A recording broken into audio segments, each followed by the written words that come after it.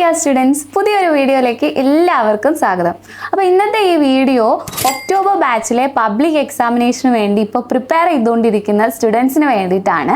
NIOS October ബാച്ചിലേക്ക് നമുക്ക് എങ്ങനെയാണ് നല്ല അടിപൊളിയായിട്ട് പഠിച്ച് എക്സാം നല്ല സിമ്പിളായിട്ട് പാസ്സാവാൻ പറ്റുക എന്നുള്ള ഒരു മെത്തേഡാണ് മിസ് ഇന്ന് ഈ വീഡിയോയിൽ കംപ്ലീറ്റ് നിങ്ങൾക്ക് പറഞ്ഞു തരാൻ പോകുന്നത്. അപ്പം എപ്പോഴും പറയുന്ന പോലെ എല്ലാവരും സ്കിപ്പ് ചെയ്യാതെ തന്നെ വീഡിയോ കാണാം.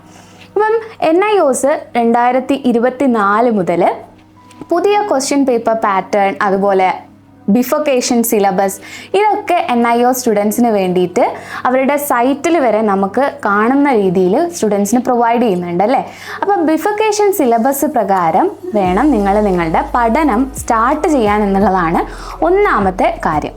അപ്പം എല്ലാവരും നിങ്ങൾ എടുത്തിരിക്കുന്നത് കൊമേഴ്സ് ആയിക്കോട്ടെ, സയൻസ് ആയിക്കോട്ടെ, ഹ്യൂമാനിറ്റീസ് ആയിക്കോട്ടെ, ഇനി SSLC ആയിക്കോട്ടെ, ഈ 4 കാറ്റഗറി സ്റ്റുഡൻസിന് വേണ്ടിയിട്ടും നിങ്ങൾ എടുത്തിരിക്കുന്ന കോഴ്സും അതിൽ നിങ്ങൾ ചൂസ് ചെയ്തിരിക്കുന്ന സബ്ജക്റ്റുകൾ 5 സബ്ജക്റ്റ് ആയിരിക്കും മിനിമം ഓരോ സ്റ്റുഡൻസും എടുത്തിട്ടുണ്ടാവുക അല്ലേ.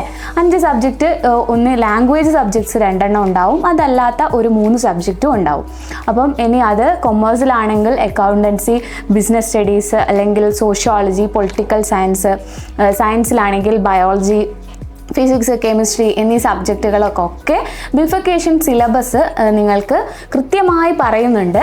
60% മാത്രമാണ് സിലബസിൽ, ടോട്ടൽ സിലബസിൽ നിങ്ങൾക്ക് പബ്ലിക് എക്സാമിനേഷന് വരുന്ന ചാപ്റ്റേഴ്സ് അല്ലേ. പബ്ലിക് എക്സാമിനേഷൻ നിന്ന് അല്ലെങ്കിൽ ആ ഒരു പബ്ലിക് എക്സാമിനേഷനിൽ നിങ്ങൾക്ക് ചോദ്യം വരിക ഈ ഒരു 60% എന്നവർ പറഞ്ഞിട്ടുള്ള ചാപ്റ്റേഴ്സുകളിൽ നിന്ന് മാത്രമായിരിക്കും. അപ്പോൾ എല്ലാവരും അത് അറിയുക, ആ ചാപ്റ്റേഴ്സ് ഏതാണ് എന്ന് കൃത്യമായിട്ട് അറിയുക എന്നുള്ളത് വളരെ പ്രധാനപ്പെട്ട കാര്യമാണ്. അതിനുശേഷം നിങ്ങളിപ്പോൾ ഓൾറെഡി അസൈൻമെൻറ്റ്സ് ഒക്കെ എഴുതിക്കൊണ്ടിരിക്കുകയും സബ്മിറ്റ് ചെയ്യാനുള്ള കാര്യങ്ങളൊക്കെ ചെയ്തുകൊണ്ടിരിക്കുകയായിരിക്കും. അപ്പോൾ തന്നെ നിങ്ങൾക്ക് അറിയാം അല്ലേ, assignment chapters, public examination chapters എന്നിങ്ങനെ ഒരു ഡിവിഷൻ നമ്മൾ NIOS സിലബസിൽ കൊടുത്തിട്ടുണ്ട് എന്നുള്ളത്. അപ്പം അത് മനസ്സിലാക്കുക. ഇപ്പോൾ നിങ്ങൾ 40% സിലബസിൻ്റെ 40% ചാപ്റ്റേഴ്സുകളിൽ നിന്നുള്ള അസൈൻമെൻറ്റ്സ് ആണ് എഴുതുന്നത് അല്ലേ. അപ്പം ബാക്കി 60% നിങ്ങൾക്ക് പബ്ലിക് എക്സാമിനേഷന് വരുന്ന ചാപ്റ്റേഴ്സുകളാണ്. ഇത് നിങ്ങൾ കണ്ടെത്തിയതിന് ശേഷം, അല്ലെങ്കിൽ ഈ ഒരു കൃത്യമായ വിവരം നിങ്ങൾക്ക് ലഭിച്ചതിന് ശേഷം, ഓരോ ചാപ്റ്റേഴ്സുകൾ ഏതൊക്കെയാണ് പബ്ലിക് എക്സാമിനേഷന് എന്നുള്ളത് മനസ്സിലാക്കിയതിന് ശേഷം നിങ്ങൾ ചെയ്യേണ്ട രണ്ടാമത്തെ കാര്യം എന്ന് പറയുന്നത്, നിങ്ങൾക്ക് ഏത് സബ്ജക്റ്റ് ആയിക്കോട്ടെ അതിനെ നിങ്ങൾക്ക് പറ്റുന്നത്ര പാർട്ടുകളായിട്ട് ഡിവൈഡ് ചെയ്യുക എന്നുള്ളതാണ്. അതായത് ഒരു സബ്ജക്റ്റിനെ തന്നെ 4 ഡിവൈഡ് ചെയ്യുക. 4 ഡിവൈഡ് ചെയ്യുക എന്ന് പറയുമ്പം ഒരു സെക്ഷനിൽ ഒരു 4 അല്ലെങ്കിൽ കൂടിപ്പോയാൽ ഒരു 5 ചാപ്റ്റർ വരുന്ന രീതിയിൽ 4 നിങ്ങൾക്ക് ഡിവൈഡ് ചെയ്യാം.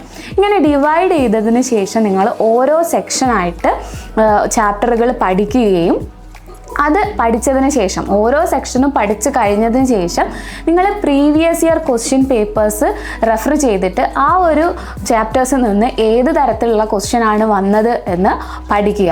അപ്പം രണ്ടാമതായിട്ട് നിങ്ങൾ ചെയ്യേണ്ടത്, ഈ ചാപ്റ്റേഴ്സുകളെ നിങ്ങൾ 60% വരുന്ന ഈ പബ്ലിക് എക്സാമിനേഷൻ ചാപ്റ്റേഴ്സുകളെ 4 അല്ലെങ്കിൽ ഇനി നിങ്ങളുടെ കംഫർട്ടബിൾ അനുസരിച്ച് 5 നിങ്ങൾക്ക് ഡിവൈഡ് ചെയ്യാൻ പറ്റും. അങ്ങനെ ഡിവൈഡ് ചെയ്തതിന് ശേഷം ആ ചാപ്റ്റേഴ്സുകളിൽ നിന്നുള്ള maximum previous year frequently asked questions നിങ്ങൾ കണ്ടുപിടിക്കുക എന്നുള്ളതാണ്. അതായത് ഒരു ചാപ്റ്ററിൻ്റെ ഇമ്പോർട്ടൻ്റ് ആയിട്ടുള്ള ടോപ്പിക്കിൽ നിന്നായിരിക്കും എപ്പോഴും ചോദ്യങ്ങൾ വരുന്നത്. അപ്പം നമുക്കിപ്പം ഒരുപാട് കാലത്തെ പ്രീവിയസ് ഇയർ ക്വസ്റ്റ്യൻ പേപ്പേഴ്സ് ഒന്നും എടുത്തു നോക്കേണ്ട ആവശ്യം വരുന്നില്ല. കാരണം ഓൾറെഡി നിങ്ങളുടെ ക്വസ്റ്റ്യൻ പേപ്പർ മാറിയിട്ടുണ്ട്. അതിന് മുമ്പ് ഉണ്ടായിരുന്നത് ബിഫൊക്കേഷൻ സിലബസ് പ്രകാരം ഉണ്ടായിരുന്ന ക്വസ്റ്റ്യൻസ് അല്ല. അങ്ങനെ ഒരു അഡ്വാൻറ്റേജ് നിങ്ങളുടെ മുന്നിലുണ്ട്. എന്നിരുന്നാൽ പോലും നിങ്ങൾക്ക് പ്രീവിയസ് ഇയർ ക്വസ്റ്റ്യൻ പേപ്പേഴ്സ് സൈറ്റിൽ നിന്ന് എടുത്തുകൊണ്ട് അതിലത്തെ ക്വസ്റ്റ്യൻസ് ഏതൊക്കെ പോർഷൻസിൽ നിന്നാണ് വന്നിട്ടുള്ളതെന്ന് നോക്കാൻ പറ്റും. അപ്പോൾ പ്രീവിയസ് ഇയർ ക്വസ്റ്റ്യൻസ് അനലൈസ് ചെയ്തുകൊണ്ട് പബ്ലിക് എക്സാമിനേഷന് പ്രിപ്പയർ ചെയ്യുക എന്ന് പറയുന്നത് വളരെ നല്ലൊരു മെത്തേഡാണ്. കാരണം നിങ്ങൾ ഒരു റിട്ടേൺ എക്സാം ക്വാളിഫൈ ചെയ്യാൻ വേണ്ടിയിട്ടാണ് ഇതിന് പ്രിപ്പയർ ചെയ്യുന്നത്. അപ്പോൾ തീർച്ചയായിട്ടും ഫോക്കസ് ചെയ്യേണ്ടത് ആ പബ്ലിക് എക്സാമിനേഷൻ്റെ ക്വസ്റ്റ്യൻ പേപ്പേഴ്സ് തന്നെയാണ്. അപ്പം അത് ശ്രദ്ധിക്കുക. അപ്പം മൂന്നാമതായിട്ട് നിങ്ങൾ പ്രീവിയസ് ഇയർ ക്വസ്റ്റ്യൻ പേപ്പേഴ്സിനെ ഫോക്കസ് ചെയ്യുക എന്നുള്ളതാണ്. അപ്പോൾ നാലാമതായിട്ട് ഈ നിങ്ങൾ ഐഡൻറ്റിഫൈ ചെയ്തിരിക്കുന്ന ക്വസ്റ്റ്യൻസ് വെച്ച് നിങ്ങളൊരു മോഡൽ എക്സാം അറ്റൻഡ് ചെയ്ത് നോക്കുക എന്നുള്ളതാണ് ചെയ്യേണ്ടത്. ഇതുവഴി നിങ്ങൾക്ക് ഓൾറെഡി ഡിവൈഡ് ചെയ്ത് വെച്ച ചാപ്റ്റേഴ്സ് നിങ്ങൾക്ക് പെട്ടെന്ന് ഈ ഒരു പ്രീവിയസ് ഇയർ ക്വസ്റ്റ്യൻ പേപ്പേഴ്സ് വെച്ച് സോൾവ് ചെയ്യുമ്പോൾ നിങ്ങൾക്കൊരു തരത്തിലുള്ള കോൺഫിഡൻസ് കിട്ടും. അതായത് എക്സാം ഹാളിൽ ചെന്ന് കഴിയുമ്പോൾ എനിക്ക് ഈ ക്വസ്റ്റ്യൻ മുന്നിൽ കിട്ടിയാൽ ഞാൻ ഇത്തരത്തിലായിരിക്കും ഇതിൻ്റെ ആൻസർ എഴുതുക എന്നുള്ള ഒരു കോൺഫിഡൻസ് നിങ്ങൾക്ക് കിട്ടുന്നതായിരിക്കും. അപ്പോൾ തീർച്ചയായിട്ടും ഈ ഒരു പ്രീവിയസ് ഇയർ ക്വസ്റ്റ്യൻ പേപ്പർ നോക്കി അതിലത്തെ ക്വസ്റ്റ്യൻസ് ഒന്ന് നിങ്ങൾക്ക് സോൾവ് ചെയ്യാൻ പറ്റുന്നുണ്ടോ എന്നുള്ളൊരു സെൽഫ് അനാലിസിസ് ചെയ്യേണ്ടത് വളരെ ഇമ്പോർട്ടൻ്റ് ആണ്. അപ്പം നാലാമതായിട്ടും ഇമ്പോർട്ടൻ്റ് ആയിട്ടും ചെയ്യേണ്ട കാര്യമാണ് previous year question papers. Okay, തീർച്ചയായിട്ടും ഈ ഒരു 4 മെത്തേഡുകളിലൂടെ കടന്നു പോയിട്ടുള്ള സ്റ്റുഡൻസിന് കൃത്യമായിട്ട് വളരെ സിമ്പിളായിട്ട് തന്നെ പബ്ലിക് എക്സാമിനേഷൻ്റെ ക്വസ്റ്റ്യൻ പേപ്പർ ഹാൻഡിൽ ചെയ്യാൻ പറ്റുന്നതായിരിക്കും. കാരണം പുതിയ മാറിയ ക്വസ്റ്റ്യൻ പേപ്പർ പ്രകാരം നിങ്ങൾക്ക് 20ഓളം മൾട്ടിപ്പിൾ ചോയ്സ് ക്വസ്റ്റ്യൻസ് ഉണ്ടാവും. ബാക്കി ക്വസ്റ്റ്യൻസ് നിങ്ങൾക്ക് ഷോർട്ട് ആൻസർ ക്വസ്റ്റ്യൻസ് ആയിരിക്കും. അതിന് ശേഷം വരുന്നത് ലോങ് ആൻസർ ക്വസ്റ്റ്യൻ ആയിരിക്കും. അപ്പോൾ ലോങ് ആൻസർ ക്വസ്റ്റ്യൻ്റെ 2 ഒക്കെ ഉണ്ടാവുകയുള്ളൂ. പക്ഷേ ഷോർട്ട് ആൻസർ ക്വസ്റ്റ്യൻസ് എന്ന് പറയുന്നത് കുറച്ച് കൂടുതലുണ്ടാവും, അതിലും കൂടുതലാണ് നിങ്ങൾക്ക് മൾട്ടിപ്പിൾ ചോയ്സ് ക്വസ്റ്റ്യൻസ് ചോദിക്കുന്നത്. അപ്പോൾ മൾട്ടിപ്പിൾ ചോയ്സ് ക്വസ്റ്റ്യൻസ് ഒക്കെ നിങ്ങൾക്ക് അറിയണമെങ്കിൽ തീർച്ചയായിട്ടും പാഠഭാഗവുമായിട്ട് നല്ല രീതിയിലുള്ള വായിച്ചിട്ടുള്ള അറിവും അല്ലെങ്കിൽ ക്ലാസ് കേട്ടിട്ടൊക്കെയുള്ള അറിവുണ്ടെങ്കിൽ അത് വളരെ ഗുണം ചെയ്യുന്നതാണ്. അപ്പം തീർച്ചയായിട്ടും NIOSലെ ഒക്ടോബർ ബാച്ച് പബ്ലിക് എക്സാമിനേഷൻ എഴുതാൻ പോകുന്ന എല്ലാ സ്റ്റുഡൻസും ഈ ഒരു മെത്തേഡ് ഫോളോ ചെയ്യാൻ വേണ്ടി നോക്കുക. ഈ ചാപ്റ്റേഴ്സിനെ ഡിവൈഡ് ചെയ്യുക എന്ന് മിസ് പറഞ്ഞത് വേറെ ഒന്നും കൊണ്ടുമല്ല, കാരണം ഇത്രയും ചാപ്റ്റേഴ്സ് ഒരുമിച്ച് കാണുമ്പോൾ നിങ്ങൾക്ക് പഠിക്കാനുള്ള ബുദ്ധിമുട്ട് അല്ലെങ്കിൽ ഒരു ആൻസൈറ്റി വരാനുള്ള ചാൻസ് കൂടുതലാണ്. ഇത് ഒരുപാടുണ്ടല്ലോ, ഇത് കഴിയുമോ എന്നുള്ളൊരു സെൽഫ് ഡൗട്ടൊക്കെ നിങ്ങൾക്ക് വരാനുള്ള ചാൻസ് കൂടുതലാണ്. അപ്പോൾ അതിനൊന്നും ഒരു ഇടവരുത്താത്ത രീതിയിൽ ഡിവൈഡ് ചെയ്തിട്ട് നിങ്ങൾ തന്നെ തീരുമാനിക്കുക. ഈ ഡിവൈഡ് ചെയ്ത ചാപ്റ്റേഴ്സ് ഞാൻ ഇത്ര ദിവസത്തിനുള്ളിൽ തീർക്കുമെന്നുള്ളത് നിങ്ങളൊരു ടു ഡു ലിസ്റ്റ് ഒക്കെ വെച്ച് നിങ്ങൾ നല്ല അടിപൊളിയായിട്ട് വളരെ പ്രൊഡക്റ്റീവായിട്ട് ഇരുന്ന് തന്നെ ആക്റ്റീവായിട്ട് ഇരുന്ന് തന്നെ പഠനം ഇനി മുന്നോട്ട് പോയാൽ മാത്രമേ നിങ്ങൾക്ക് ഒക്ടോബർ പബ്ലിക് എക്സാമിനേഷൻ വളരെ സിമ്പിളായിട്ട് മാർക്ക് സ്കോർ ചെയ്തുകൊണ്ട് പാസ്സാവാൻ സാധിക്കുകയുള്ളൂ അല്ലേ. എല്ലാത്തിനും നമ്മൾ മുന്നൊരുക്കങ്ങൾ ചെയ്യണം. മുന്നൊരുക്കങ്ങൾ ചെയ്യുന്നതൊക്കെ വളരെ നല്ല രീതിയിൽ വിജയകരമായിട്ട് തീരുകയുള്ളൂ.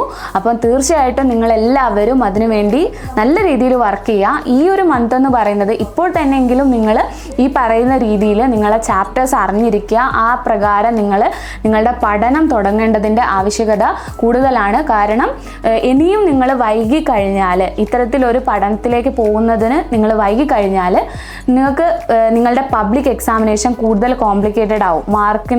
നിങ്ങൾക്ക് മാർക്ക് സ്കോർ ചെയ്യാമെന്ന് വിചാരിച്ച് നിങ്ങൾ പോയിട്ടുണ്ടെങ്കിലും ഈ പ്രീവിയസ് ഇയർ ക്വസ്റ്റ്യൻ പേപ്പേഴ്സ് ഒന്നും നോക്കി നിങ്ങൾക്ക് അറിയില്ല എന്നുണ്ടെങ്കിൽ ക്വസ്റ്റ്യൻസിൻ്റെ പാറ്റേൺ ഒക്കെ കണ്ടു കഴിയുമ്പോൾ നിങ്ങൾക്കൊരു പേടി വരാനും അല്ലെങ്കിൽ സിമ്പിളായിട്ട് ആൻസർ എഴുതാൻ പറ്റുന്ന ക്വസ്റ്റ്യൻ ആയിരിക്കും. പക്ഷേ ആ ക്വസ്റ്റ്യൻ്റെ പാറ്റേൺ കാണുമ്പോൾ നിങ്ങളൊന്ന് പകച്ചു പോകാനുള്ള ചാൻസ് കൂടുതലാണ്. അപ്പോൾ അതുകൊണ്ടാണ് ഞാൻ പറഞ്ഞത് ക്വസ്റ്റ്യൻ പേപ്പർ ഭയങ്കര വൈഡായിട്ട് കിടക്കുന്നത് കൊണ്ട് നമുക്ക് അങ്ങനെ ഒരു ഫിയർ വരാനുള്ള ചാൻസ് ഉണ്ട്. പക്ഷേ ആക്ച്വലി ആ ക്വസ്റ്റ്യൻസ് ഒക്കെ വളരെ സിമ്പിളായിട്ടുള്ളതായിരിക്കും. നിങ്ങൾക്കത് വായിച്ച് നോക്കി മനസ്സിലാക്കി ആൻസർ ചെയ്യാൻ പറ്റും എന്നുണ്ടെങ്കിൽ അപ്പോൾ എല്ലാവരും പ്രീവിയസ് ഇയർ ക്വസ്റ്റ്യൻ പേപ്പേഴ്സ് നോക്കുക. ചുമ്മാ നമ്മളെ പേടിച്ച് നമ്മളെ മാർക്ക് കളയേണ്ട ആവശ്യമില്ല. നല്ല കോൺഫിഡൻ്റ് ആയിട്ട് ക്വസ്റ്റ്യൻ പേപ്പേഴ്സൊക്കെ ക്ലിയർ ചെയ്ത് മാർക്കൊക്കെ നന്നായിട്ട് വാങ്ങിച്ചുകൊണ്ട് എല്ലാവർക്കും പാസ്സാവാൻ കഴിയട്ടെ. അപ്പം പുതിയ ക്വസ്റ്റ്യൻ പേപ്പർ പാറ്റേൺ എന്ന് മിസ് എടുത്തെടുത്ത് പറയുന്നതുകൊണ്ട് നിങ്ങൾക്ക് അതെന്താണ് എന്നുള്ളത് അറിയാത്ത സ്റ്റുഡൻസ് ഉണ്ടെങ്കിൽ നിങ്ങൾ വിഷമിക്കേണ്ട. തീർച്ചയായിട്ടും പുതിയ ക്വസ്റ്റ്യൻ പേപ്പർ പാറ്റേണിനെ കുറിച്ചിട്ടുള്ള ഒരു വീഡിയോ നമ്മൾ അപ്ലോഡ് ചെയ്യുന്നതായിരിക്കും. അതോടൊപ്പം എല്ലാവരും നന്നായിട്ട് പഠിക്കുക. ഈ മെത്തേഡ് ഫോളോ ചെയ്തിട്ട് നിങ്ങൾ പഠിക്കാൻ പറ്റുമോ എന്നുള്ളത് നോക്കുക. അധിക സ്റ്റുഡൻസിനും ആപ്റ്റ് ആയിട്ടുള്ള ഒരു മെത്തേഡ് തന്നെയാണ് ഇപ്പോൾ മിസ് പറഞ്ഞിരിക്കുന്നത്. അപ്പോൾ നിങ്ങൾ നോക്കുക നിങ്ങൾക്ക് ആപ്റ്റ് ആണോ എന്നുള്ളത്. അതെല്ലാം നിങ്ങൾക്ക് കംഫർട്ടബിൾ ആയിട്ട് മറ്റു രീതികളിൽ പഠിച്ചാൽ മതി എന്നുണ്ടെങ്കിൽ ആ രീതി തന്നെ ഫോളോ ചെയ്യുന്നതുകൊണ്ട് ഒരു കുഴപ്പമില്ല. പക്ഷേ ഇതൊരു വളരെ സിസ്റ്റമാറ്റിക് ആയിട്ടുള്ള ഒരു മെത്തേഡാണ് മിസ് ഇപ്പോൾ പറഞ്ഞു തന്നിരിക്കുന്നത്. നിങ്ങൾക്ക് ഫോളോ ചെയ്യാൻ പറ്റുമെങ്കിൽ വളരെ സിമ്പിളായിട്ട് നിങ്ങൾക്ക് നിങ്ങളെ പബ്ലിക് എക്സാമിനേഷൻ പോർഷൻ ക്ലിയർ ചെയ്ത് ഫോക്കസ്ഡ് ആയിട്ട് അതിൻ്റെ ക്വസ്റ്റ്യൻസിൻ്റെ ഫോക്കസ്ഡ് ആയിട്ട് നല്ല മാർക്ക് വാങ്ങി തന്നെ പാസ്സാവാൻ വേണ്ടി പറ്റും. എല്ലാവരും നിങ്ങളെ പഠനങ്ങളൊക്കെ എത്രയും പെട്ടെന്ന് തന്നെ സ്റ്റാർട്ട് ചെയ്യുക. അപ്പോൾ ഇനി വരുന്ന വീഡിയോകളൊക്കെ അപ് ടു ഡേറ്റ് ആയിട്ട് കിട്ടാൻ വേണ്ടി ചാനൽ സബ്സ്ക്രൈബ് ചെയ്യാൻ മറക്കരുത്. അതോടൊപ്പം NIOSന്റെ ഇതുപോലത്തെ നോട്ടിഫിക്കേഷൻസും അപ്ഡേഷൻ വീഡിയോസും ഒക്കെ അപ് ടു ഡേറ്റ് ആയിട്ട് കിട്ടണമെങ്കിൽ നിങ്ങൾക്ക് ഇതുപോലെ NIOS റിലേറ്റഡ് ആയിട്ടുള്ള നോട്ടിഫിക്കേഷൻസും വീഡിയോസും ഒക്കെ അപ് ടു ഡേറ്റ് ആയിട്ട് കിട്ടണമെങ്കിൽ നമുക്കൊരു വാട്സപ്പ് ആൻഡ് ടെലഗ്രാം ഗ്രൂപ്പ് ഉണ്ട്. അതിലേതിൽ വേണമെങ്കിലും നിങ്ങൾക്ക് ജോയിൻ ചെയ്യാം. അതിൻ്റെ ലിങ്ക് ഡിസ്ക്രിപ്ഷൻ ബോക്സിൽ കൊടുക്കുന്നുണ്ട്. അപ്പോൾ അടുത്ത വീഡിയോയിൽ കാണാം. താങ്ക്